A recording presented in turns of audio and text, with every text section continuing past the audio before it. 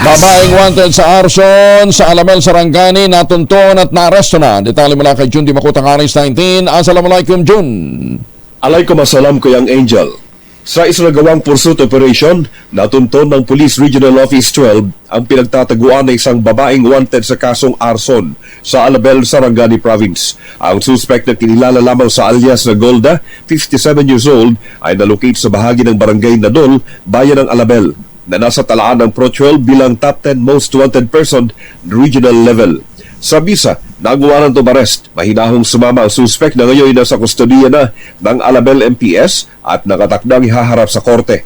Pinasasalamatan naman ni Pro 12 Officer in Charge Regional Director Police Brigadier General Arnold Argente ang community na tumutulong sa kapulisan upang malinis ang community sa mga gumagalang may kaso sa batas.